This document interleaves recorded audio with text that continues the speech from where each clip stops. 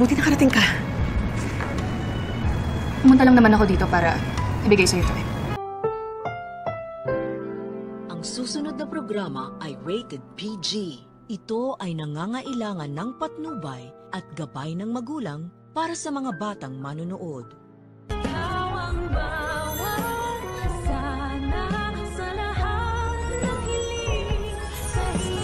Sa'yo mapupunta ang majority ng kayamanan ni Tanda.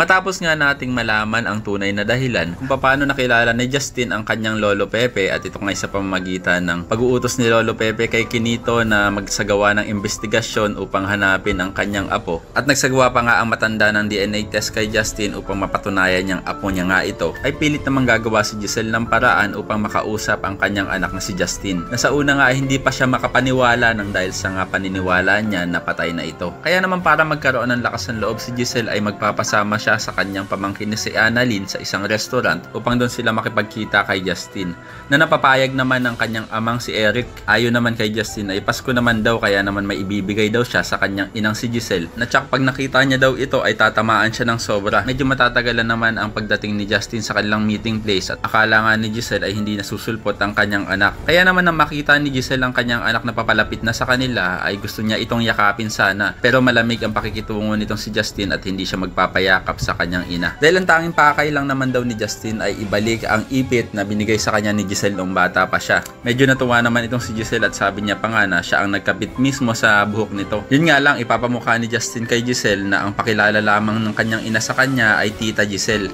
Kaya naman dito natatamaan si Giselle at pinagsisihan niya na daw ang lahat ng ginawa niyang yon kay Justin. Samantala, ito namang si Moira ay iniisip pa rin ang mamanahin nitong si Zoe. At siguro naman daw ay hindi pa nakikita ni Pepe itong si Justin, kaya naman si Zoe pa rin ang tanging tagapagmana ng mga tanyag. Parang hindi naman matutuwa si Zoe sa pinagsasabi ng kanyang demonyitang ina at hindi siya proud dito. Kaya naman kung isa ka rin sa mga umaasang sana si Annalyn lang ang tanging pamanahan ni Lolo Pepe ay pakilike ang video na ito and don't forget to subscribe. Thanks for watching and see you next time. Bye bye!